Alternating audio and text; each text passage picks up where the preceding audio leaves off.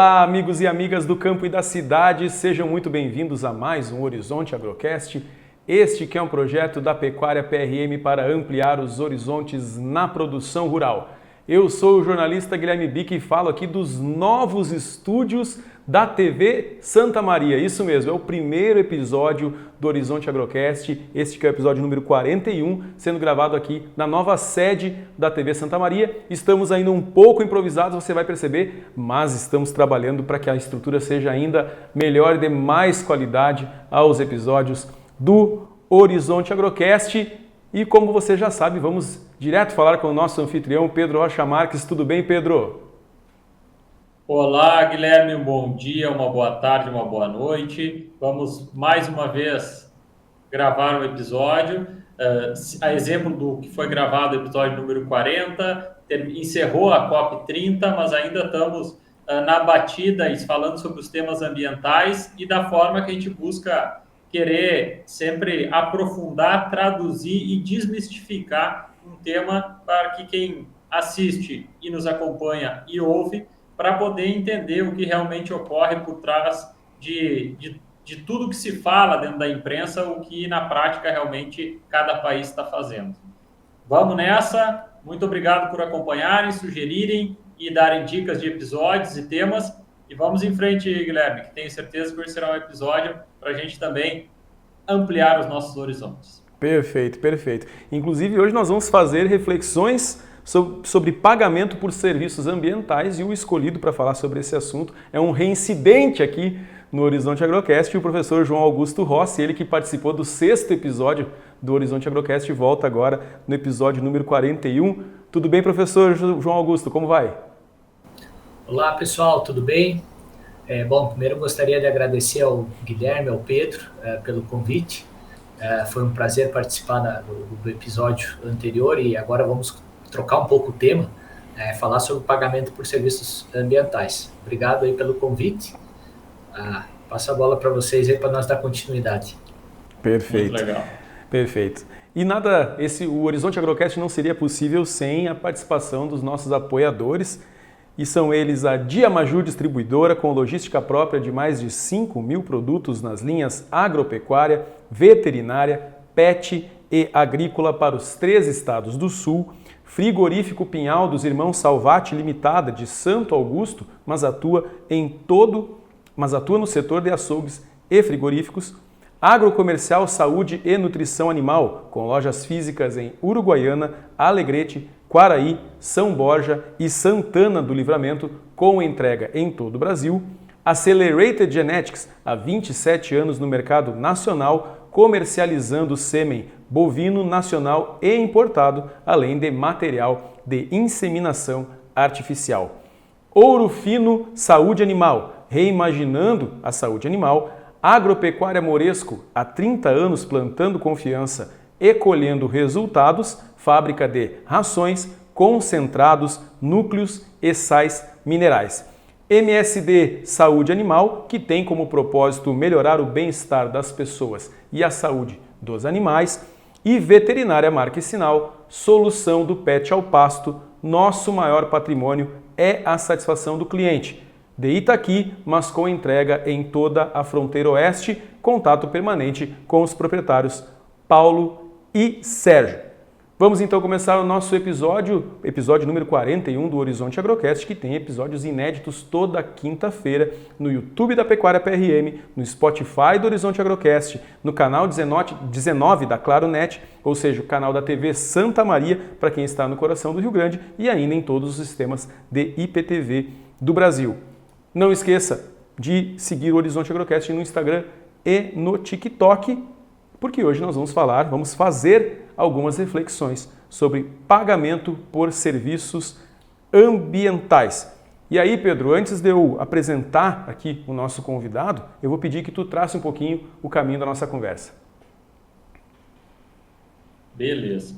Guilherme, o pagamento de serviços ambientais, né, eu acho que é há mais de 15, 20 anos que se fala sobre isso, questão de pagar com crédito de carbono, chega a se comentar, por que no Pampa, em regiões onde não tem muita agricultura e tem bastante floresta, por que essas regiões não trocam créditos por regiões mais agrícolas. São todas conversas que a gente vai ouvindo, assim, mas que na prática está um pouco lento, né, de ocorrer isso aí. A gente sabe que algumas instituições financeiras já estão indo nesse caminho e cada vez eu acho que está mais perto sobre isso, mas o objetivo desse episódio é que o João, né, professor, depois tu vai falar o currículo dele, ele vai nos contando a história aos poucos. Ele está num programa que permitiu ele conhecer de perto, em diferentes países, como está funcionando isso aí, para ver se é algo que é somente teórico, se realmente é algo que já está em andamento em alguns países. O Brasil está atrasado, não está atrasado. Isso tudo são temas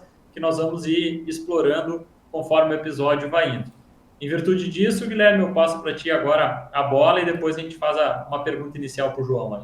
Perfeito. Vamos então conhecer melhor o nosso convidado de hoje. Se você não assistiu o episódio número 6, pode voltar lá também, revisitar esse episódio para conhecer um pouquinho melhor o professor João Augusto Rossi, ele que é graduado em Medicina Veterinária pela Universidade de Passo Fundo, possui especialização em agronegócios também pela UPF e Fundação Getúlio Vargas. Tem mestrado em agronegócios pela Universidade Federal do Rio Grande do Sul e doutorado, aí eu vou pedir para o professor me ajudar com o nome dessa universidade aqui, que eu confesso, doutorado em Business Economic pela Wageningen.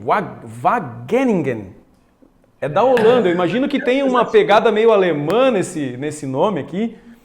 Professor, por favor. Ela é, Guilherme, um desafio falar, mas o pessoal fala Wageningen University. Wageningen. Então tá. Então ele tem doutorado em Business Economic pela Wageningen University da Holanda, com estágio como pesquisador visitante na Cornell University nos Estados Unidos. Além disso, é consultor especialista em sustentabilidade pela Food and Agriculture Organization da ONU e é professor adjunto da Faculdade de Administração, Ciências Contábeis e Economia da Universidade Federal da Grande Dourados. Além disso, claro, possui experiência global na área de agricultura por conta de sua experiência como bolsista através da Nuffield Farming Scholarship, que foi feito na Nova Zelândia, e imagino que é sobre isso que a gente vai começar falando agora, né, Pedro? Obrigado, professor, mais uma vez por participar. Beleza, João. Então, comenta um pouco para nós o que é a Nuffield antes de a gente começar, né? E como, comentando o que ela é, quando começou, e aí a gente vai aprofundando o nosso bate-papo. Legal, Pedro. Legal, Guilherme. Bom, a Nuffield, ela é uma rede global e ela foi pensada para permitir que produtores rurais viajassem o mundo e trouxessem conhecimento para os seus países de origem. Foi criada em 1947, se eu não estou enganado.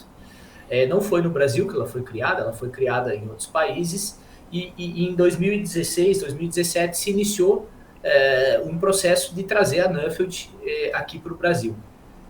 Então a Nuffield já está há quase 10 anos por aqui.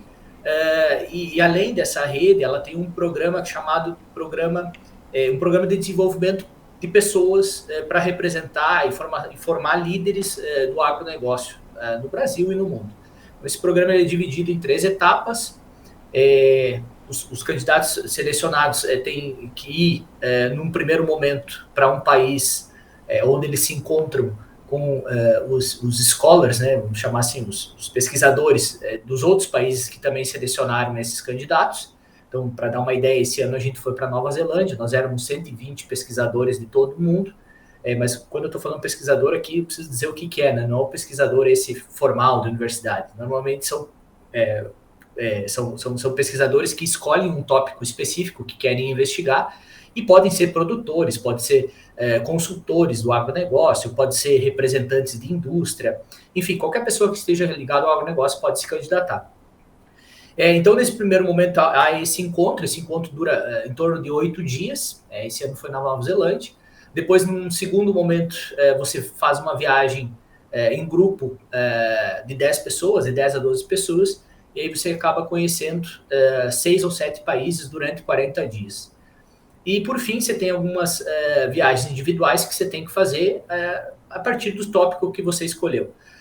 Então, todo esse processo forma líderes, a ideia é formar líderes que possam representar o agronegócio do país ou a cadeia produtiva que ela esteja representando no mundo. Então, esse ano eu fiz o processo seletivo aqui da Nuffield Brasil, fui aprovado, estou como scholar, já fiz as 2 primeiras etapas, e o tema que eu escolhi para investigar foi o tema de pagamentos por serviços ambientais. Muito relacionado àquilo que o Pedro disse, né? É um tópico que, embora ele tenha já há certo tempo que se discute, ainda no Brasil ele não é, vamos dizer assim, não é que ele não é implementado, ele tem implementações aqui no Brasil, mas ele é muito menos discutido do que em outros países. Então, minha ideia foi olhar o que esses países já estavam fazendo, o que deu certo, o que deu errado nesses países, para trazer essas experiências para o Brasil, e aí, quem sabe, né, auxiliar no desenvolvimento de mecanismos de pagamento por serviços ambientais aqui para o nosso país. Essa mais ou menos é a linha aí que conecta a Nuffield com o tema de pagamento por serviços ambientais. Bom, e aí conta como é que foi essa viagem, né? Essa viagem tanto para a Nova Zelândia como para os demais países, e aí vamos conversando as percepções que tu teve dessa experiência e a gente linkando com esse assunto que é o PSA. Legal. Bom, a primeira etapa, né, que nesse ano aconteceu na Nova Zelândia, ela foi super intensa, assim. Primeiro que o voo ele foi já difícil para mim, porque teve a questão do fuso, então eu cheguei lá de manhã, mas eu acho que se eu não estou enganado, o fuso é de mais de 12 horas, não lembro exatamente quanto é o fuso, mas e aí você faz uma capacitação de liderança, então tem cursos de liderança lá, então a gente fica, vamos colocar assim, em salas, depois a gente faz visitas técnicas a produtores da Nova Zelândia, a gente também visitou cooperativas, a gente visitou associações de produtores, e depois tem uma parte mais, vamos chamar de posicionamento, não sei se eu posso chamar de um posicionamento um pouco mais político do agronegócio, para entender como é que a Nova Zelândia se posiciona politicamente no agronegócio. Então é super intenso, tá, essa etapa, porque são 8 dias que você não para. Sobre pagamentos por serviços ambientais na Nova Zelândia, eu vi algumas coisas, né, então a gente viu alguns mecanismos já que a Nova Zelândia implementa de pagamentos por serviços ambientais, mas, como eu disse, como é muito intenso, você acaba não tendo tanto tempo para se aprofundar. Na segunda etapa, eu comecei as viagens por Singapura, então em Singapura a gente conheceu algumas iniciativas. Singapura é um país muito pequeno, Singapura ela é quase como se fosse uma cidade, se você pensar em termos do Brasil. Mas ela é um hub muito importante, porque ela é um hub financeiro do mundo, né? Então muita coisa roda em Singapura, em termos de bancos e etc. Então, mas a agricultura lá ela é uma agricultura basicamente não tem nem solo. Pra vocês terem uma ideia, eles têm que importar solo, porque não tem solo. Então eles se falam em farming, produção agrícola em corredores. Então, por exemplo, no corredor do hotel você vê pessoas produzindo coisas em corredores. Então, assim, é uma coisa muito básica, sabe? Um negócio meio que, pra gente que é acostumado com o Brasil, você olha para lá, você vê que, assim, não tem como eles conseguirem produzir os alimentos que eles precisam, eles realmente precisam importar. Depois nós fomos para a Indonésia, desafios semelhantes aqui ao que a gente tem no Brasil, né? Um país em desenvolvimento, com bastante floresta tropical, né? Assim como a gente tem aqui. Desafios de inclusão de pequenos produtores, muito semelhante ao que a gente viu no Brasil. Depois de lá nós fomos para o Emirados Árabes e Catar, desafios gigantes, né? Não tem água, como é que eles conseguem produzir alimentos lá. Alemanha, e aí aí lá na Alemanha, União Europeia, a gente viu bastante coisa de pagamento por serviços ambientais, foi ali onde talvez junto com os Estados Unidos sejam os locais, e junto com a Costa Rica, talvez não em termos de valores, mas em termos de número de mecanismos que existem, a União Europeia, os Estados Unidos e a Costa Rica talvez se destaquem. E aí, na Alemanha, visitamos produtores, indústrias, etc., mas acho que um dos tópicos que a gente pode conversar é um pouco do que eu vi na Alemanha a respeito de como se estruturam os pagamentos por serviços ambientais lá. Depois, nos Estados Unidos, também visitamos produtores, etc., e terminamos no México a nossa viagem. E agora, as viagens individuais, estou pretendendo visitar Costa Rica, porque, como eu disse, é um dos países que mais tem mecanismos de pagamento por serviços ambientais. Colômbia, porque também se iniciou algumas coisas de pagamentos por lá. E alguns países da África, porque eles têm alguns mecanismos focados em proteção de fauna, né, em conservação de fauna, que é muito do que se discute aqui no Mato Grosso do Sul, que é o estado, né, onde eu resido, e é o estado que me financia para fazer isso, então eu preciso dar um retorno mostrando para o estado como se avançar em pagamentos por serviços ambientais, mas também focado em fauna, né? Então aqui tem muito a questão da onça, né, no Pantanal, como é que a gente faz para a gente conseguir ter mecanismos que também valorizem a proteção dos animais por aqui. Muito legal, João. Só para a nossa audiência entender bem, ficaste primeiro uma semana na Nova Zelândia. Uma semana na Nova Zelândia, eu acho que foi 8 dias, e depois 40 dias, daí sem voltar para o Brasil, 40 dias visitando esses outros países aí. Então deu 48 dias de viagem. Por enquanto, 48 dias de viagem, e aí eu tenho essas outras viagens individuais que eu tenho que fazer ainda. Que legal. E tem uma duração pré-definida dessas próximas viagens, ou tu que define, ou a Nuffield define? Como é que é? Não, tem pré-determinado, mas eu tenho o número de dias que eu tenho que fazer, mas o número de dias nos países eu decido. Então, por exemplo, eu posso decidir ficar 2 dias na Costa Rica, 2 dias na Colômbia, depende muito do tópico que você pretende estudar. E tudo na mesma, no teu mesmo deslocamento, tu vai visitar esses países que tu elegeste agora. Não, eu vou dividir. Nessas individuais você pode dividir, então eu vou fazer primeiro Costa Rica e Colômbia, pelo menos esse é o plano, faço Costa Rica e Colômbia, volto para o Brasil, e aí depois eu faço África. Aí eu vou para a África ficar... Provavelmente Quênia e Zimbábue são os países que eu vou visitar lá. Que legal, cara, que legal. E João, assim, por exemplo, agora desse uma baita resumida, teve um poder de síntese grande em falar de cada país, assim, sobre dificuldades de produção e tal. A Singapura é um país que a gente olha muito, o pessoal admirado na questão de educação, né, até metodologias de matemática financeira, que a gente ouve muito, mas tem um outro lado, né? São que nem as pessoas, ninguém é 100% inteligente, né? Tem tipos de inteligência. Como um país, nenhum país é 100% bom, tem as suas limitações, e é interessante o teu poder de síntese para comentar isso. Então, eu queria também agora fizesse um resumo sobre cada país, se a gente pudesse ir entrando aos poucos no PSA, e o que falaste que a Alemanha, Estados Unidos e Costa Rica, dentro dos países que conheceste agora, são os que estão mais adiantados em relação a isso.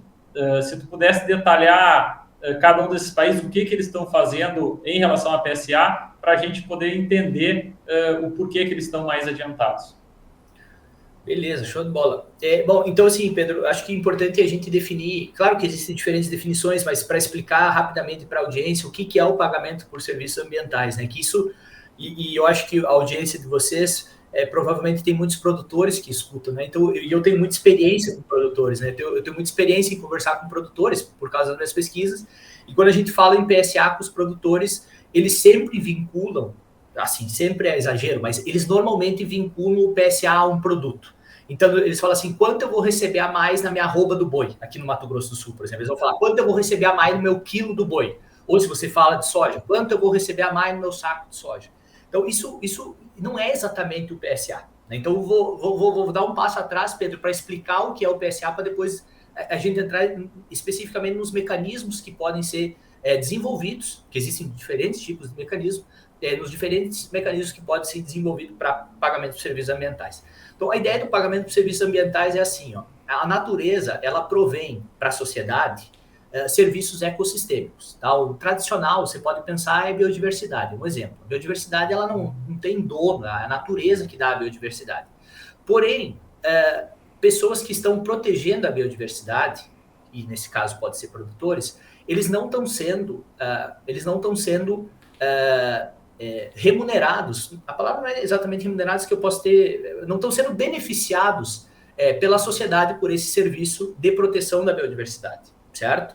Então a natureza ela dá o serviço ecossistêmico gratuito, mas o serviço de proteção à biodiversidade, ele é um serviço ambiental. Então a gente tem que diferenciar o que é o serviço ecossistêmico, porque ele é dado pela natureza, e o que é o serviço ambiental, que é o serviço, por exemplo, de proteção dessa biodiversidade. Bom, isso não é novo, né? Então, se a gente pensar, já existem muitos mecanismos que já existiram em outros países para prover aos protetores do serviço ecossistêmico recurso. Então, eu vou dar um exemplo. Se você pensar na Costa Rica, existem florestas na Costa Rica, mas existem pessoas que têm o seu ganha-pão ao explorar o turismo, dentro dessas florestas. Ao fazerem isso, ao fazer a atividade de turismo dentro da floresta, eles estão protegendo a floresta. Só que eles estão recebendo o recurso simplesmente pelo turismo e não pelo serviço de proteção de floresta. Então, existe uma externalidade positiva aqui, porque eu estou provendo mais coisas do que eu estou ganhando dinheiro sobre. Se você pensar num produtor rural, né, outro dia eu fui na FAMATO, lá no Mato Grosso, falar sobre pagamento de serviços ambientais, e se você entra na FAMATO, existe um quadro onde o produtor rural está lá produzindo o boi dele, está produzindo soja, etc. Só que nesse quadro, se você olhar para ele, você vai ver, por exemplo, tuiuiu, que é uma ave muito específica do Pantanal. Aqui tem onça, tem o bioma Pantanal lá dentro, com a área alagada. Da onde vem o dinheiro para o produtor? O dinheiro do produtor ele vem do boi ou da soja ou do milho que ele produz. Só que ao fazer isso, ele também está provendo outros serviços para a sociedade que no geral não são remunerados. E são esses outros serviços que a gente está pensando, né? A ideia é que se remunere por esse outro serviço. Então ele não está vinculado à arroba do boi. Teoricamente, tá, Pedro? Eu tenho que deixar claro que eu não sou a favor disso, mas teoricamente, um produtor de gado, se ele não vender nada de gado, ainda assim ele deveria receber o pagamento por serviços ambientais, desde que ele estivesse fazendo o serviço de proteção da biodiversidade, por exemplo. Então a ideia é que você está fazendo um serviço e esse serviço ainda não está sendo remunerado, né? Então essa é a ideia do pagamento por serviços ambientais. E, João, e para entender nesses países, falaste Alemanha, Estados Unidos e Costa Rica, o produtor já está recebendo? Já está recebendo, Pedro. E assim, ao longo da conversa a gente já vai, imagino, falar sobre o Brasil. Aqui no Mato Grosso também já estão recebendo. Então já existem iniciativas que o produtor já está recebendo por esse serviço ambiental. Mas para dar uma ideia do que talvez seja o exemplo melhor que tenha relacionado ao que nós estamos falando de produtor rural, tá? Na Alemanha, a gente visitou uma produtora de ovelha, tá? Então, essa produtora de ovelha, ela tinha uma propriedade pequena, como são a maioria das propriedades na Europa, e essa propriedade, ela tinha dentro dela um recurso natural, que era um tipo de arbusto, que foi classificado pela União Europeia como sendo muito importante de ser preservado. Essa produtora recebia todo ano 75% da renda dela vinha da preservação do arbusto. Então a ovelha estava na mesma área que o arbusto, porém 25% era recurso da venda da ovelha e 75% era recurso do serviço ambiental que era pago para ela. Qual era o serviço? Ela precisava manter aqueles arbustos da maneira que é especificado e o governo, lá muito mais forte em termos de pagamento por serviços ambientais, o governo da União Europeia remunerava ela anualmente pela proteção dos arbustos. Então, 75% da renda vinha disso. É um exemplo prático do que já acontece. Nos Estados Unidos, a mesma coisa. Se você pegar algumas regiões dos Estados Unidos, mais de 80% da renda do produtor, ele não vem da comercialização de produtos agropecuários. Eles vêm desses outros serviços ambientais que eles prestam. Tem exemplos dos Estados Unidos que são até inéditos, assim, que eu não imaginei que eu ia encontrar. Se você pegar alguns produtores dos Estados Unidos, eles recebem recurso para a proteção de algumas espécies. Tá? Então, por exemplo, um tipo de veado. Dependendo da região do estado, é importante manter aquele veado lá. O produtor faz ações na propriedade dele para que a população de veado não diminua. Ao fazer essa proteção, o governo americano paga ele por esse serviço ambiental. Era dos Estados Unidos? A gente visitou principalmente Michigan, tá? Mas esses pagamentos por serviços ambientais, eles estão espalhados no país inteiro. Tá? Então não é só no estado que a gente visitou. Eu até perguntei, foi importante detalhar, porque a gente sabe que os Estados Unidos, ele, né, cada estado tem as suas leis, né? Então, é interessante falar isso, que são diversos, porque também mostra que não é uma questão isolada de um estado, né? E sim de todo o país. Isso, isso. E Costa Rica, faltou só falar dos três exemplos, falar da Costa Rica. A Costa Rica, Pedro, eu ainda não visitei, tá? A Costa Rica eu sei que ela é uma das que eu quero fazer nas minhas viagens individuais, porque ela, de todos os países, assim, se você olhar na literatura, todos os países que já implementaram o pagamento de serviços ambientais, ela é a que tem maior sucesso, vamos colocar assim. Quais são minhas dúvidas que eu tenho, né? Primeiro, da onde vem o recurso? Porque uma das grandes questões do PSA é da onde vem o recurso para isso, né? Claro que se você tem um recurso vindo de governo, e se esse governo ele é um governo forte, né? Vamos colocar entre aspas, o recurso ele é garantido. Mas se você pensar em países menos desenvolvidos, sei lá, se você pensar, por exemplo, no Brasil, comparado com a União Europeia, ou se você pensar em países africanos, comparado com os Estados Unidos, existe um desafio aí. Quem é que vai pagar pelo pagamento por esses serviços ambientais? Vai ser a sociedade daquele país ou talvez seja a sociedade de outros países? Né? Porque isso é outro tema que eu acho super importante ser debatido. Porque qual que é a ideia minha? Aqui vamos colocar que a ideia não é consenso geral.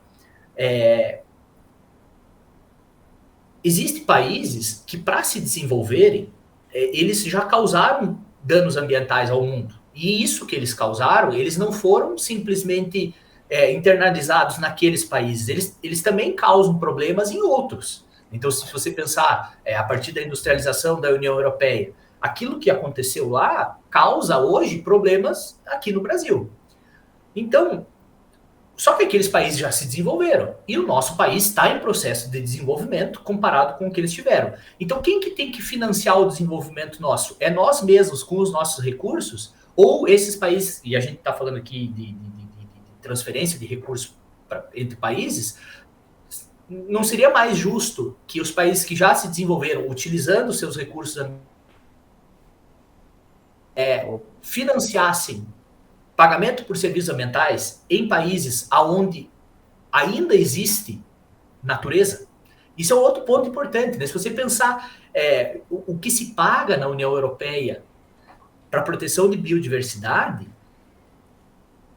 o resultado é extremamente pequeno, porque eles não têm quase biodiversidade. Mas por que eles não... Não é que eles não têm, óbvio que eles têm, mas por que eles não têm tanta biodiversidade? Porque o que eles tinham de natureza já foi utilizado, porque foi utilizado para eles se industrializarem. E a gente tem muita biodiversidade, tanto nós, como Indonésia, como outros países que ainda têm bastante floresta tropical e outros biomas protegidos. Então, não seria justo. Existe uma dívida ambiental aqui, e essa dívida ambiental ela precisa ser paga de alguma forma. Então, uma das discussões que sempre tem na COP, a gente não consegue resolver, é quem que vai pagar para os países que estão com a natureza continuarem com a natureza, que a gente não perca essa natureza. Muito legal, João. E João, assim, por exemplo, para contextualizar isso que tu falou, né? A gente em outros episódios comentou, no episódio 40 com o Clândio, a gente comentou e acho que cabe a gente comentar de novo. Hoje o Brasil, né? Ele tem em torno de 40% do seu território ainda preservado, é mais ou menos isso, né, João? Eles dizem em torno de 66% do Brasil é preservado, certo? 66%. Teve um número que foi atualizado agora na COP, não lembro exatamente qual é o valor, mas comparado com os outros países é muito mais. Não, porque a Europa é 5%, né? Eu não sei exatamente qual é o termo da Europa, mas assim, é muito menos protegido do que a gente tem no Brasil e muito menos protegido do que a gente tem na Indonésia, por exemplo. Muito menos.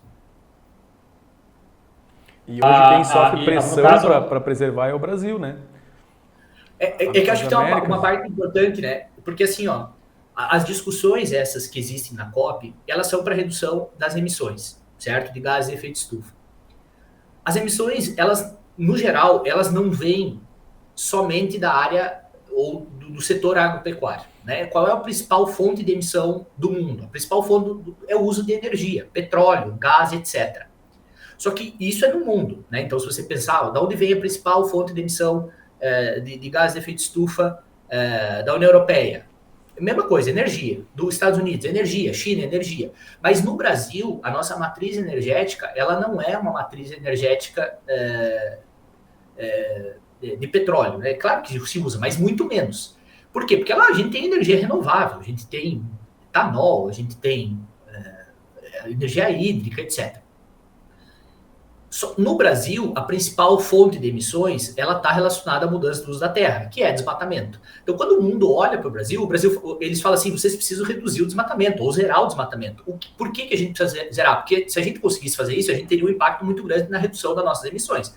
Por isso, se a gente conseguir fazer isso, não vai resolver o problema, porque para a gente conseguir fazer isso, a gente precisa reduzir o uso de energia não renovável pelos outros países. Então, quando hoje, se a gente olha nas notícias, né, da COP, uma das grandes desafios é que a transição energética de uma energia não renovável para uma energia renovável, ela ficou fora. Então, não existe como a gente resolver o problema das emissões se a gente não resolver o problema da energia. E aí, todo mundo olha para o Brasil e fala que a gente tem que zerar ou reduzir o desmatamento, o que eu concordo. Mas eu estou dizendo que não adianta a gente fazer isso se a gente não resolver esse outro problema. Não adianta fazer só isso, né, João? Não adianta fazer só isso. E, João, assim, para contextualizar isso que tu falou, e ficar claro para a nossa audiência, que eu acho que esse tema é muito legal, a questão assim, como se fosse pegar, 100% o mundo tem um problema de emissões de gases, tá?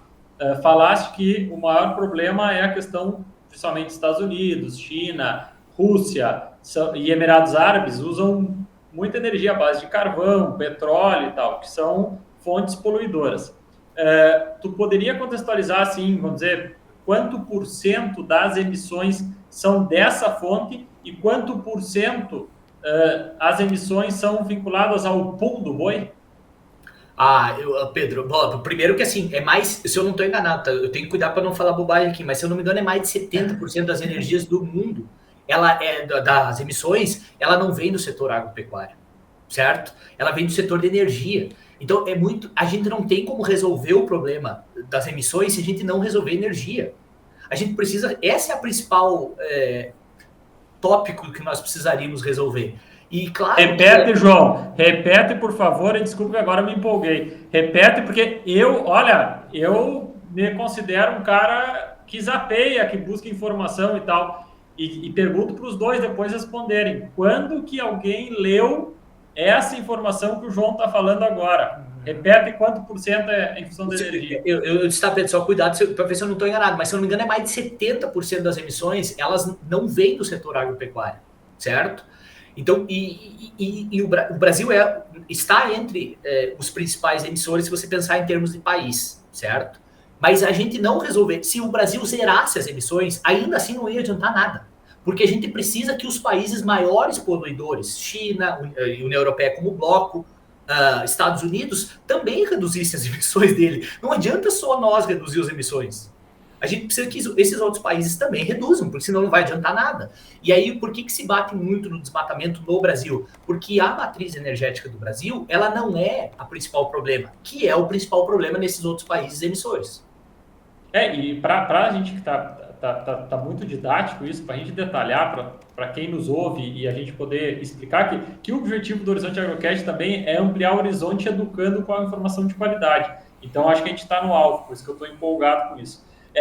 Cara, e assim, vamos explicar. Normalmente, esses países que são os maiores emissores, eles, na verdade, são países mais industrializados, correto? A ideia, Pedro, você tem que imaginar, mas eles começaram as emissões deles antes. Por que o país é industrializado? Porque ele começou a emitir antes que nós. Então, se você pegar a fonte de emissão, o histórico de emissão vai mostrar que países mais industrializados começaram a emitir os gases de efeito estufa muito antes que os países menos industrializados, portanto, existe uma dívida deles. Eles já emitiram o que deveriam emitir. Então, hoje a gente fala em se reduzir. Concordo, a gente precisa reduzir as emissões. Porém, esses países que já emitiram, eles têm uma dívida ambiental histórica com os países que não emitiram, porque senão só eles vão se desenvolver, né, em termos de infraestrutura, etc. A grande discussão eles precisam financiar o desenvolvimento sem a utilização de recursos naturais nos países menos desenvolvidos. Senão, o que vai acontecer é que esses países menos desenvolvidos, para poderem se desenvolver, eles vão seguir o mesmo caminho não sustentável que os países que nós chamamos de desenvolvidos agora já seguiram. Muito legal, cara, muito legal. E então, João, é nisso, né?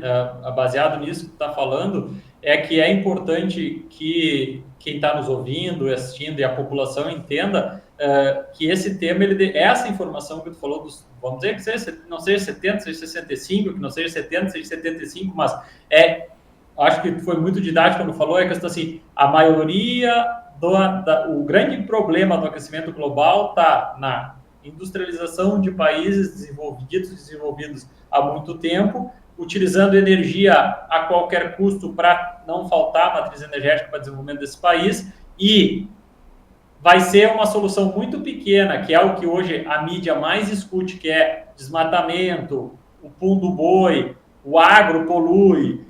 Se está dando um enfoque muito maior para isso e um enfoque muito menor para a questão de qual deve ser a industrialização ideal de um país para ter serviços ambientais. Bom, os países desenvolvidos não vão aumentar, não vão reduzir a industrialização, porque vai diminuir PIB, vai diminuir riqueza e tal, beleza. Não vão diminuir, então tem que ter uma contrapartida nos países que ainda não chegaram num alto percentual de industrialização em relação ao seu território, para que tenha um equilíbrio no mundo. Não seria isso, João?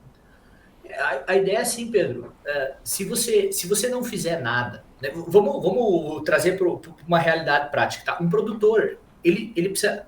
Vamos pegar um produtor do Pampa. Tá? O produtor do Pampa, pela legislação, ele precisa proteger 20% de reserva legal. Certo? Isso é o mínimo do que ele precisa proteger. Certo? Isso é lei. Tá? O produtor não tem como não cumprir a lei. Certo? Porém, supondo que esse produtor tenha, ao invés de 20% de reserva legal, ele tenha 10% de adicionalidade de vegetação nativa. Ou seja, ele está fazendo a lei, mas ele tem 10% a mais, que teoricamente ele ainda poderia converter de vegetação nativa. Certo? Só nativa. Okay. O mundo não gostaria que esse produtor convertesse esses 10%. Por que ele não gostaria que convertesse? Porque ao converter, você está mexendo na biodiversidade daquele lugar. Certo? Então a ideia principal é que não se mexa naquela área. Só que o mundo não remunera esses 10% de adicionalidade. Por que ele não remunera? Porque não existe o pagamento por isso. Não existe uma forma dele remunerar esses 10% a mais. Muito que bem. O que o produtor pensa? O produtor pensa, poxa, eu tenho essa área aqui, eu posso converter, eu posso pedir uma licença ambiental, vou converter essa área, vou colocar pasto, pasto plantado, alguma coisa nesse sentido, e vou converter a área para eu ganhar mais dinheiro, certo? Então, se a gente não fizer nada, esse é o caminho natural do que as coisas vão acontecer. A gente vai utilizar o recurso natural como fonte de desenvolvimento, como os outros países também utilizaram, certo? E além dessa parte, a gente tem uma legislação de Código Florestal mais restrita do que outros países, né, em termos de manter vegetação nativa. Então, o que já se começa a se pensar? Já começa a se pensar, aqui no Brasil, no pagamento dessa adicionalidade. Você pode pagar pela adicionalidade da vegetação nativa que um produtor tem dentro da propriedade dele, certo? No Pampa já existe? Até onde eu sei, ainda não. Mas já existem biomas no Brasil onde um produtor que tem adicionalidade de vegetação nativa, ele recebe pelo serviço de proteção dessa adicionalidade. E não é algo assim, talvez vai receber. Aqui no Mato Grosso do Sul já existe o mecanismo de pagamento para esses produtores, especificamente para o bioma Pantanal. E aí, o que eu acho super importante de ser falado é que o recurso para esses pagamentos, ele ainda está vindo do governo brasileiro. Então, ou do governo estadual, aqui no caso. Então, não existe ainda mecanismos muito estruturados onde países mais desenvolvidos auxiliam países menos desenvolvidos no pagamento por esses serviços ambientais. Estou exagerando, já existem mecanismos, alguns, mas não são tão desenvolvidos quanto deveriam ser. E a gente gasta muito dinheiro, do meu ponto de vista, onde o impacto é muito pequeno. A gente tem um orçamento gigante da União Europeia para pagamento de serviços ambientais, mas eles só pagam serviços ambientais na União Europeia. aonde o impacto desse serviço na biodiversidade, ou no que quer que seja, é muito pequeno. A gente deveria transferir o recurso para onde o impacto é grande. Deixa eu ver se eu entendi essa sentença que tu falou. Tu disse que tem um recurso grande da União Europeia, mas esse recurso só é destinado para propriedades dentro da União Europeia, é isso? Isso. Então, é muito pequeno o impacto. Por que é pequeno o impacto? Porque eles já não têm tanta natureza. A gente deveria ter uma forma de transferir esse recurso para onde existe a natureza, para a gente utilizar esse recurso para desenvolver aquela área sem causar dano ambiental. Se a gente não fizer nada, o que vai acontecer é isso. A gente vai utilizar o recurso natural para desenvolver o país. É normal isso acontecer. Normal, eu estou dizendo, é o que acontece historicamente. A gente usa... É natural. Uhum. É natural que aconteça. O produtor, ou o que quer que seja, ele vai utilizar o recurso que ele tem para desenvolver. Porque a gente está pagando pelo produto. Agora, se a gente paga pelo serviço de proteção, ou pelo serviço que seja, você está falando para ele assim, ó, produtor, além do produto que você está entregando, soja, boi, milho, o que quer que seja, você está prestando um serviço para a sociedade. Nós vamos te remunerar por esse serviço. E muito interessante isso. E por exemplo, assim, ó, saiu a notícia semana passada que o fundo da União Europeia vai liberar não sei quantos bilhões de dinheiro pela questão ambiental no Brasil. Diz que foi uma das decisões da COP30. Tu consegue detalhar ou imaginar, baseado na tua andança aí, para onde vai esse recurso, vai ser aplicado aonde no Brasil? Se é o que eu estou pensando, Pedro, existe uma iniciativa que o Brasil está liderando, tá? Que é chamado Tropical Forest Forever, alguma coisa assim, que é manter a floresta tropical em pé para sempre, tá? Essa é mais ou menos a ideia. Alguns países já se comprometeram a contribuir com essa iniciativa, certo? Então, para onde vai isso? Provavelmente vai ir para a Amazônia, tá? Porque é onde está a maioria da nossa floresta tropical. Porém, aqui tem um ponto importante, né? Quem vai receber o dinheiro? Tá? Aqui que é o ponto, né? A União Europeia ela vai pagar, a Alemanha se comprometeu, a Noruega se comprometeu a pagar e etc. Então, para onde vai o dinheiro? O dinheiro vai para o país, certo? Então, o dinheiro vai vir para o governo federal. O dinheiro veio para o Brasil, certo? E aí, o país vai decidir quais são as iniciativas que ele vai fazer para reduzir ou zerar o desmatamento, tá? Então, se você perguntar assim, João, o recurso vai chegar num produtor rural da Amazônia para proteção? Não sei, tá, Pedro? Por quê? Porque o recurso ele vem para o governo. Então, o governo pode decidir, e eu não estou dizendo que ele vai decidir, eu realmente isso nem se falou ainda, para que vai ser utilizado o recurso. Mas, não sei, pode ser que não chegue. E o que é mais importante, e se eu fosse o produtor da Amazônia, eu estaria pensando, é o seguinte, para fazer o cálculo de quanto um país vai receber, o que está dentro da reserva legal entra, certo? Então, por exemplo, assim, ó, a Amazônia, cada produtor protege 80% de floresta, ou do que quer que tenha de reserva legal, certo? 80% é de reserva legal, ok. Esse 80%, ele entra no cálculo de quanto o Brasil está protegendo, certo? Só que o produtor, por serviço ambiental, ele não pode receber para cumprir lei, porque isso é legislação. Então, o produtor não tem como ele receber um pagamento por serviço ambiental por algo que ele é obrigado a fazer. Eu pago o serviço ambiental por algo adicional que ele não é obrigado a fazer. Eu estaria pensando assim, poxa, eu protejo 80% da minha área, o Brasil recebe dinheiro em cima dos 80% que eu estou protegendo, mas eu não recebo nada. E será que, e dentro do que tu está vendo, assim, nisso que tu falou agora, daqui a pouco uma adaptação, uma emenda, uma mudança de lei te parece possível ou não pela questão de, por exemplo, porque vamos dizer assim, muitas regiões se está preservando o que é por lei, né? E aí a Amazônia é um percentual muito acima da média do Brasil, mas vamos dizer aqui no Rio Grande do Sul, que é em torno de 20 a 25%, né?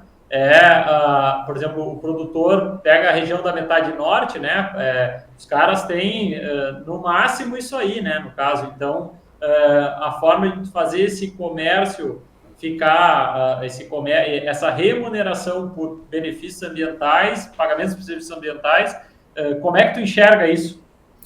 Tá. Como solucionar, no caso? Vamos dizer, viabilizar, né? É que assim, os serviços ambientais, existem diferentes formas de nós mensurar ele, né? Uma das formas mais fáceis de se mensurar, e que é o que o Mato Grosso do Sul está utilizando, é pela adicionalidade de vegetação nativa, tá? Ele é um indicador, não é o melhor indicador que existe, mas ele é um indicador. Então, se o produtor ele tem 10% a mais do que é exigido pela lei, ele recebe em cima desses 10% a mais, tá, Pedro? Do ponto de vista do recurso que vai ser utilizado, não faz sentido eu pagar para cumprir lei, tá? Porque o produtor ele já tem que fazer, certo? Então, você imagina um governo olhando para uma situação dessa. O governo vai falar assim, mas por que eu vou pagar, ou que seja um fundo internacional, o que quer que seja, por que eu vou pagar para essa pessoa se ela, por lei, já tem que fazer?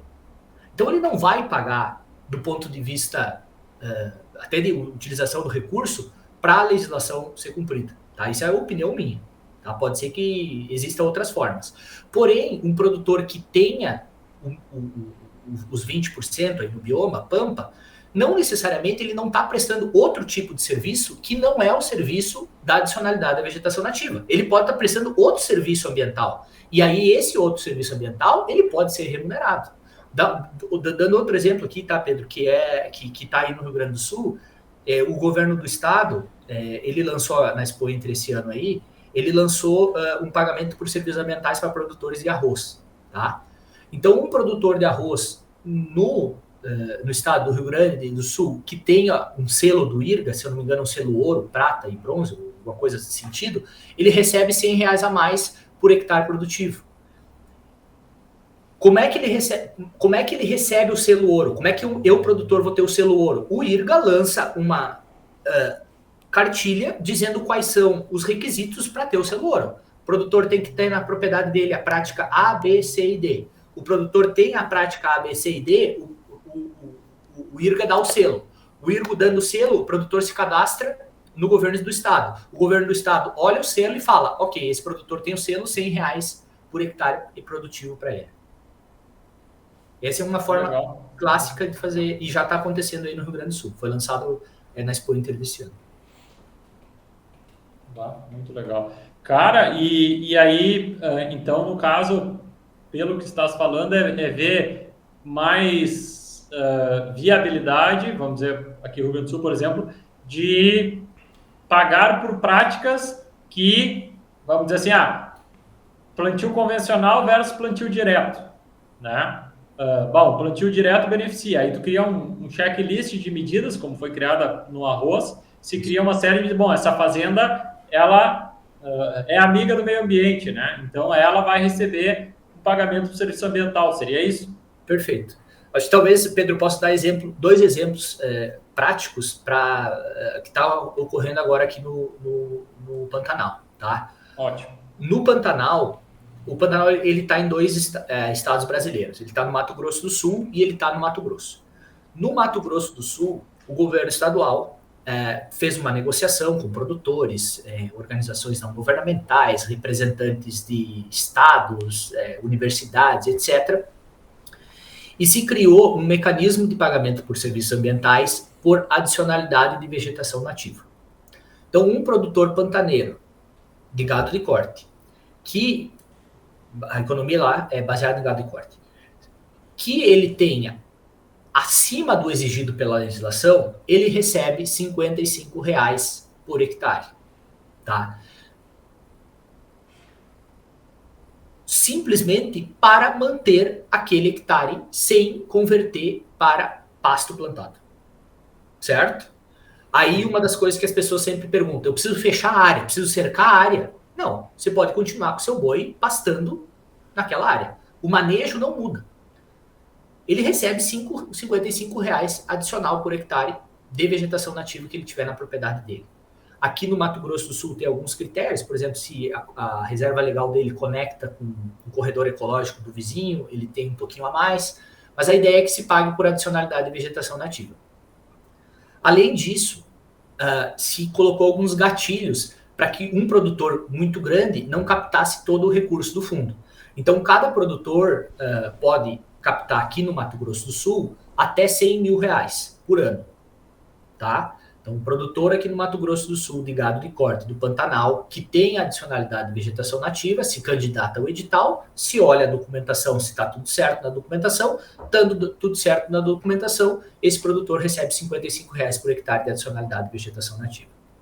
No Mato Grosso, a reunião inclusive foi agora de manhã, está sendo discutido a criação de como é que eles vão remunerar os produtores do Pantanal pelos serviços ambientais. E lá existe uma tendência, não sei se vai acontecer, porque está em fase de discussão, mas existe uma tendência disso que você falou. Já existe um protocolo da Embrapa chamada Fazenda Pantaneira Sustentável, certo? Ou Pecuária Sustentável. Nesse protocolo, os produtores têm diferentes tipos de indicadores. Então, um produtor, por exemplo, que tem adicionalidade de vegetação nativa, ele recebe uma pontuação maior. Um produtor que tem manejo de pasto para não deixar a inclusão de gramíneas que não são da região, recebe mais uma pontuação. Então, nesses critérios, o produtor vai aumentando. Então, quanto maior ele está no critério ambiental, mais, teoricamente, ele pode receber de pagamentos por serviços ambientais. Do meu ponto de vista, se eu fosse um produtor do Pampa, especificamente de gado de corte, é o que eu estaria buscando. Eu estaria buscando recursos e conversas com o governo estadual para que aqueles produtores que estão produzindo gado, mas também estão prestando serviços, eles precisam mostrar quais são esses indicadores. E ao mostrar esses indicadores, eles precisam ter remuneração para caso os indicadores sejam cumpridos. Exatamente como aconteceu no arroz. Muito legal. Pode falar, João. Não, é que aqui no Mato Grosso do Sul no Mato Grosso ainda não se discute o quanto, né? Quanto vai ser pago. Aqui no Mato Grosso do Sul, sim. Aqui no Mato Grosso do Sul é R$55 por hectare. Quais outros estados fora o Mato Grosso do Sul está já pagando para produtor? Fora esse exemplo do Rio Grande do Sul no arroz, mas em pecuária, é somente o Mato Grosso do Sul no Brasil ou tem outros? Não, tem outros, tá? Já tem outros pagando, tá? Além disso, tem as legislações que são legislações... Existe a legislação federal, né, de pagamento por serviço ambiental. É uma lei 14... Não lembro qual é exatamente o número, acho que é 14.121, se eu não estou enganado. E existem as legislações estaduais. Então, o Rio Grande do Sul já tem uma legislação estadual de pagamento por serviços ambientais, o Mato Grosso do Sul já tem, Mato Grosso já tem. Já existe, por exemplo, iniciativas no Pará para pagamento de serviços ambientais relacionados à pecuária. Então, tem vários, Tocantins, tem vários estados aí que já estão, vamos colocar, se mexendo nisso, né?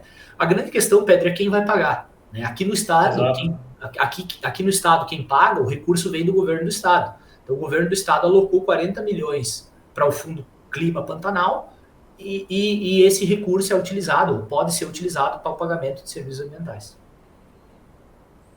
Mas no Rio Grande do Sul, o pagamento é pelo governo do estado. Então, o governo do estado é que está pagando para os produtores de arroz. E nessas tuas viagens aí que tu fez, não sei se tu chegou a tratar sobre esse tema, como é que é a abertura desses países, né? Foste aos Estados Unidos e Europa, que seriam dois países bem industrializados. Na China, acho que não foste, né? Não, a China eu não fui, mas ela também tem pagamento de serviços ambientais.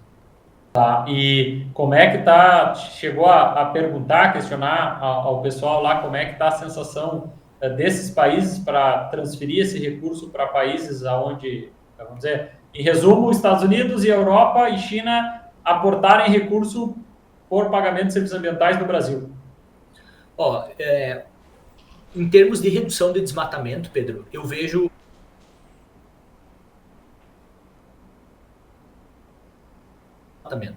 mas isso é uma coisa. Isso é um indicador, redução do desmatamento. Mas ele não é, no Pantanal ele não é o principal indicador. No Pantanal existem indicadores que são muito mais importantes do que exatamente redução do desmatamento, porque não é o foco lá não é muito isso. Então, para outros serviços ambientais, eu não vejo muito tendência, não vejo tendência que ocorra. Tá? Eu acho que vai vir muito das, talvez, empresas privadas, mas se você pensar o que é o meu sonho, é que o Brasil, como entidade, tanto Estado quanto município, existe muito PSA municipal que o governo, que a prefeitura paga produtores, mas que, no geral, a sociedade valorizasse o serviço ambiental que é prestado pelos diferentes tipos de produtores. E aqui é bastante importante falar, a gente não está falando só de produtores grandes, a gente está falando, aqui no Mato Grosso do Sul, comunidade indígena recebe, pequenos produtores quilombolas recebe, porque eles estão prestando o serviço que a gente precisa. E se você pensar um pouco sobre isso, você vai ver que se a gente não fizer nada, o produtor ele vai cada vez utilizar o recurso dele para produzir mais daquilo que a gente paga a ele, que é produto agrícola. Então, sempre vai existir uma pressão para ele fazer isso, até o ponto em que nós inverta a lógica e fale, tá bom, produtor, a gente, além do produto agrícola que você nos entrega, a gente precisa do serviço ambiental que você presta para nós. E nós vamos te remunerar por isso. Esse é o sonho que eu tenho, que a gente preste, pague, remunere pelo serviço que eles prestam para nós. E te parece que presta, tá, Pedro? Porque senão fala assim, o João tá falando isso. Não, a União Europeia faz, Estados Unidos faz. Não, por exemplo, vou te dar um exemplo, assim, a gente tem clientes que 2 filhos deles moram em Zurique, na Suíça, tá? E aí comentaram como é que é decidido, vamos dizer, os projetos do ano daquele país, né, da Suíça. Aí tem um plebiscito, né, e aí a população elege 3, 4 itens que são prioridades para o país, né? Então a população, como se fosse uma eleição, a população decide quais são as prioridades. O Brasil não tem esse modelo de consultar a população sobre cada projeto. Eles se reúnem nos diferentes órgãos e definem as prioridades. Como que tu imagina assim que a nossa sociedade, porque me parece que ainda não está madura para essa discussão, como que tu imagina, porque isso seria, vamos dizer, são 2 soluções que tem, né? Para ter mais preservação, primeiro o mercado tem que valorizar. Para o mercado valorizar e reconhecer, tem 2 fontes de recursos aí. Tem uma fonte de recurso externo, que é a dívida ambiental dos países já desenvolvidos, e a questão da sociedade urbana também, né, de reconhecer, bom, se o cara que mora num prédio em Porto Alegre e curte ver os barulhos do passarinho, acha legal andar em carro elétrico, todas essas coisas, bom, mas isso não quer que se desmate mais, o cara está apto e está aberto para poder ter essa preservação, a pagar, né, para mim, essa discussão Rio Grande do Sul, Brasil, que eu queria te ouvir, ver como tu imagina, como viabilizar isso, que eu, sinceramente, acho que nós, como sociedade, precisa amadurecer bastante em relação a esse tema. Primeiro que eu concordo, né? A gente precisa conversar mais sobre isso, a gente precisa informar as pessoas sobre isso. Mas o tema, ele é polêmico, a gente sente aqui no Brasil, porque é onde nós mais temos fonte de informação, mas ele não é só aqui, né? Se você pensar em outros países, também existe vamos colocar assim, um debate com a sociedade urbana, com a sociedade, vamos colocar assim, rural, o meio rural, a respeito da produção de alimentos mais sustentável, etc. Mas o que me parece é que a gente precisaria de bons representantes dentro dos setores que começassem dentro do setor, principalmente de produtores rurais, que começassem a puxar a frente e falar, mas só um pouquinho, a mesma sociedade que quer que a gente proteja o meio ambiente é a mesma sociedade que só nos remunera por produto. É a mesma sociedade. Então, um produtor... Um dia eu estava conversando com um produtor pantaneiro, né? A gente estava conversando sobre isso, ele falou assim, tá, João, então tá, eu concordo contigo, nós temos que proteger aqui o Pantanal e ao proteger o Pantanal, a gente está prestando um serviço muito importante para a sociedade. Só que quando eu olho para a sociedade, a única forma que eu recebo é se eu produzir mais boi. Então não tem como eu fazer outra coisa que não seja produzir mais boi. Eu quero produzir mais boi, eu vou produzir mais boi, eu vou colocar intensificação, se eu tiver oportunidade eu vou converter uma área que possa ser convertida de pasto nativo para um pasto plantado, eu vou fazer aquilo que a sociedade tá, porque a sociedade, a maneira é via preço, eu pago por aquilo, então a informação viaja via preço, o cara fala, tá, mas eu preciso produzir mais para eu ganhar mais dinheiro, e aí, de novo, se a gente não trocar a lógica, é isso que as pessoas vão fazer. E o que às vezes me deixa um pouco, preocupado é que a gente sempre coloca a culpa no produtor, certo? Só que o produtor, ele não faz aquilo que ele faz porque ele quer fazer, no sentido de que, ele faz aquilo assim, falando, eu vou produzir boi porque eu acho lindo produzir boi. Ele produz boi, produz soja, produz milho porque existe alguém que compra aquilo, certo? E senão ninguém ia produzir. Então, a sociedade está pedindo que ele faça aquilo. A gente está pedindo que o produtor produza soja. Senão ele produziria outra coisa. Se a gente quisesse que ele produzisse, sei lá, canola, a gente estaria pagando por canola, não por soja. A gente está pagando por soja. Então, as mesmas pessoas que exigem essa mudança, em termos de... elas não mudam o hábito de consumo delas. E sem mudar o hábito de consumo delas, o produtor vai fazer aquilo que elas estão pedindo. Para dar um exemplo bem prático, né? Teve um dia, nós estávamos na Alemanha, e tinha um grupo de político, porque a gente se reuniu bastante com político, né? E aí eles têm, lá na Alemanha, eles têm um problema adicional, né? Um problema não, mas uma discussão adicional que nós quase não temos tanto aqui no Brasil, embora já muito mais desenvolvida do que antigamente, né? Que é a questão do bem-estar animal. Então, no bem-estar animal, os produtores de suínos deles, eles são muito mais... eles têm umas regras muito mais rígidas do que outros países. Então, o político falou assim, aqui nós paramos de produzir suínos porque nós não concordamos com as regras, com a produção intensiva de suínos, etc., porque, por causa do bem-estar animal. Daí a gente estava na discussão e eu perguntei, e o consumo dos alemães de carne suína, como é que tá? Aumentou ou diminuiu? Ele falou, não, isso aí nós estamos aumentando. Então, o que está acontecendo na prática? Eles transferem a produção de um país que se diz respeitar as regras para outro país que não tem as regras tão restritas de bem-estar animal. Mas o consumo continua o mesmo. Então, a mesma sociedade alemã que fala assim, a gente não quer o suíno produzido aqui, porque não se produz bem-estar animal, não sei, eles passam para outro país e eles continuam consumindo. Então, enquanto a gente não notar que o que direciona muito do que os produtores fazem é o consumo que a gente tem, a gente vai ficar num círculo. A gente fala que a gente não quer, mas a gente paga por aquilo que eles estão fazendo. Vai continuar exatamente como está. Muito legal. Exatamente. Guilherme, como é que nós estamos de tempo? Temos 1h10 de programa, 1h05. Podemos ir mais uns 15 minutos ainda aí, Pedro. Beleza, quer fazer um comentário, Guilherme? Não, eu achei engraçado, só que eles se preocupam com o bem-estar do país animal, com o bem-estar do suíno, desde que o suíno seja bem tratado dentro dos limites da Alemanha. Se o suíno for maltratado fora, não tem problema, eles consomem igual, né? Problema. Maravilhosa essa teoria dele. O conceito maravilhoso. É umas coisas assim que eles não querem ver, sabe? Mas se você não muda o consumo, e aqui eu estou dando um exemplo, pode até parecer um exemplo simples, né? Que é de suínos, mas ele diz respeito a tudo. Claro. Se a gente não muda o hábito de consumo que a gente tem, a indústria, ela vai repetir aquilo, ela vai fazer aquilo que a gente está pedindo a ela. Se a gente consumir alimento cada vez mais industrializado, é isso que a indústria vai fazer. Ela vai produzir cada vez mais alimento industrializado. Aí você vai falar assim, mas o alimento industrializado, ele não é tão saudável, 100%.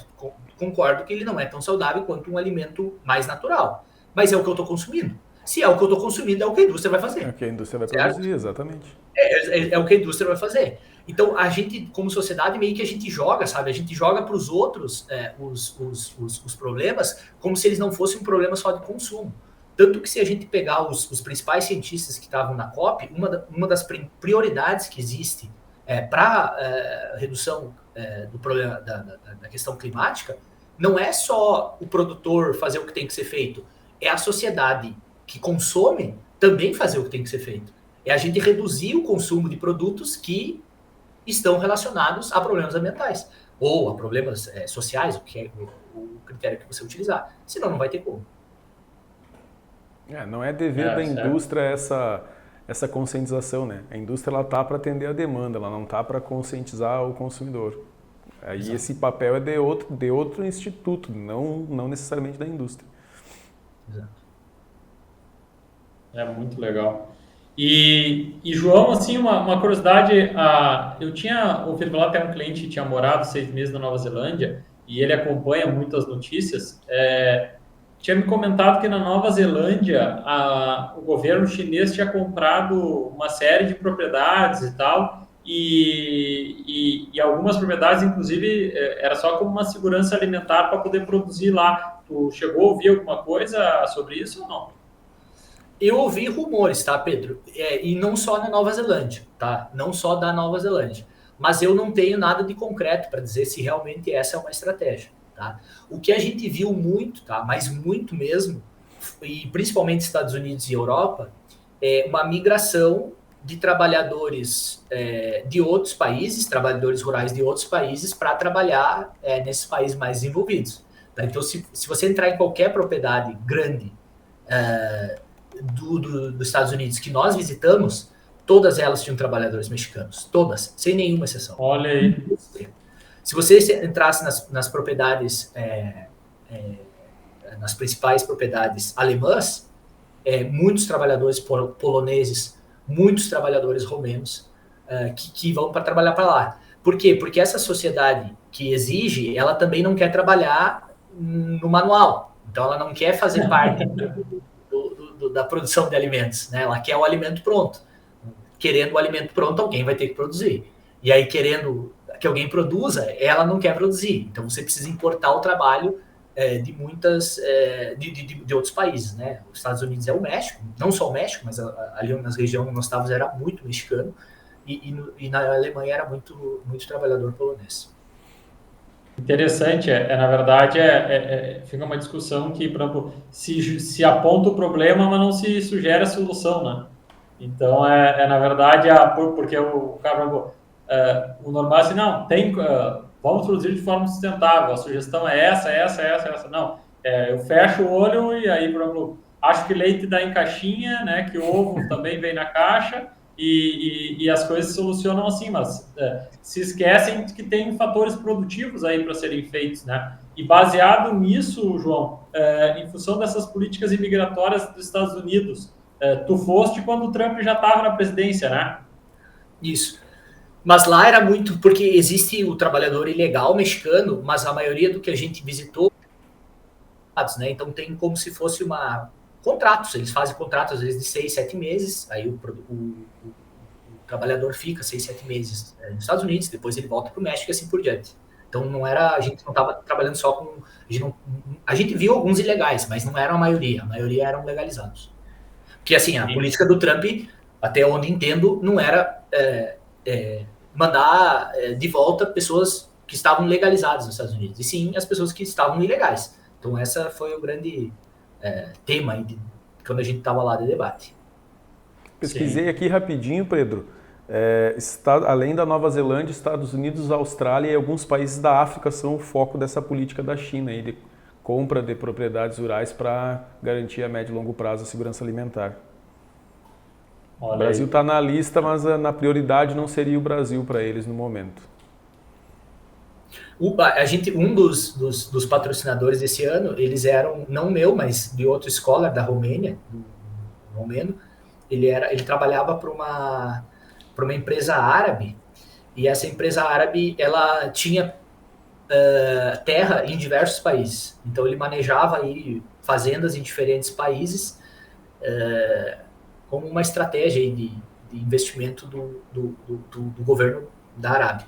Mas, assim, se você visitar Catar, Emirados Árabes, você vai ver que o desafio deles, ele é um desafio que é muito difícil de ser superado em termos de produção. Eles sempre vão necessitar de importação de alimentos. É muito difícil conseguir produzir lá. Eles importam de todos os países. A gente visitou.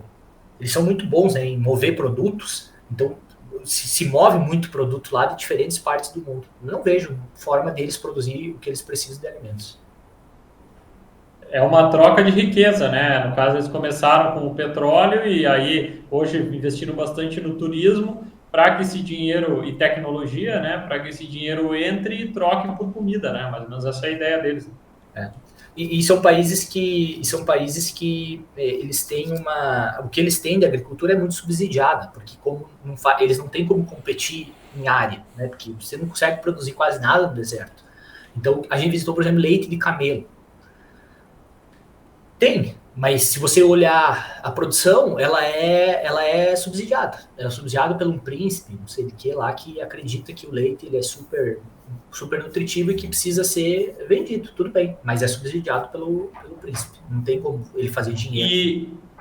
E como é que estão essas discussões? Porque a gente, olhando a análise de médio prazo, João, o que se sabe é que até 2050 a população mundial tende a crescer, a renda per capita também vem crescendo, e principalmente entre Ásia e esses países do Oriente Médio, e esses países vão ser demandantes por proteína animal.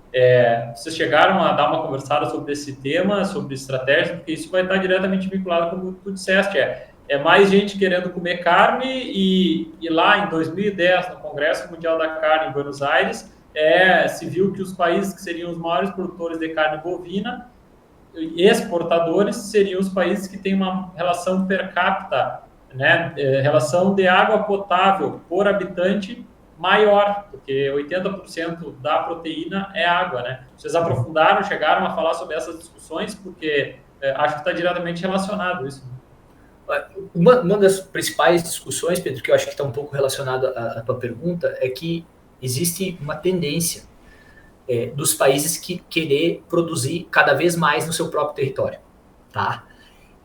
Então, a questão da globalização, talvez um pouco por causa das guerras que estão acontecendo, ela não é mais, vamos colocar assim, ela não é mais a principal tema. Os países querem produzir o que eles conseguirem dentro do seu próprio território, para garantir segurança alimentar. Quais são os países que eu acredito que são os próximas bolas da vez em termos de produção de proteína animal? Tá? Para mim, a Indonésia é um dos principais países. Tá? A Indonésia, a produção de carne na Indonésia, ela é muito, produção de proteína animal, principalmente de bovina, ela é muito diferente, tá? Porque a maioria dos bois lá, eles são produzidos em pequeníssima escala e eles são vistos quase como se fosse um pet dos produtores. Então a vaca está amarrada do lado do quarto do filho do produtor. E além disso, eles têm um sistema que eles gostam de carne dura, não carne macia. Então, muita carne, muito descarte, vaca de descarte, touro, o que quer que seja de descarte da Austrália, é embarcado vivo na Austrália e enviado via navio para Indonésia, para engordar e depois abater, porque eles gostam dessa carne mais dura. Mas é óbvio que eles não exportam, mas eles têm espaço para fazer isso, certo? Tanto que a Indonésia é um dos países que precisam de desenvolvimento, países menos desenvolvidos, é um dos países que vai sofrer a mesma coisa que o Brasil em termos de redução de desmatamento por essa EUDR, né, que é não deixar entrar produto de desmatamento na Europa, produtos que são oriundos de desmatamento na Europa. Então eu vejo a Indonésia como um dos países que eu visitei que podem suprir essa demanda por proteína animal. O Brasil, obviamente, a Austrália também, alto número expressivo de rebanho. Os países com maior área são, penso, aqueles que podem suprir aí. A Nova Zelândia ela tem uma política um pouco diferente em termos de produção de carne. Eles são muito focados na produção a pasto, muito menos, eles têm um produto muito mais premium. A gente visitou diferente, nos países em que a gente visitou, a gente viu muito a carne da Nova Zelândia ser muito mais cara do que um corte brasileiro, o mesmo corte, porque eles fazem todo um marketing em cima da produção verde que eles têm, né? Eles não finalizam um coxo e assim por diante. E, cara, porque por último tu falaste que quer visitar o Quênia e Zimbábue, tá? E dentro desse congresso de 2010, que falaram que os países, os continentes e países que têm a maior relação per capita de água potável por habitante é a África. Só que o continente africano, não somente a África do Sul, né? Tu falaste Quênia e Zimbábue, que são um dos países que estão no continente africano. Por quê? Por que tu acha interessante dentro desse teu estudo aí ir para lá? E por quê? E o que tu ouviu aí, seguramente deviam ter pesquisadores, eu acho, da África, que eu já tive, inclusive, amigos meus e até um tio que foi para a Nigéria, por exemplo, para poder tentar produzir arroz, convidado por um grupo para tentar produzir arroz lá, mas o problema são os conflitos, né, étnicos. Queria ver o que tu está estudando sobre isso, o que já ouviu e quando que a África vai poder ser uma potência agrícola, se tu acha que um dia ela vai poder ser. Tá. Primeiro, assim, a razão de eu ir é porque existem projetos de serviços ambientais lá que eles estão relacionados muito mais a uma proteção de biodiversidade animal e não vegetal. Então, se pensa em espécies, leões, etc., eu quero entender como é que é remunerado por esse tipo de proteção. Então, essas são as razões pelas quais eu vou visitar, especialmente Quênia e Zimbábue.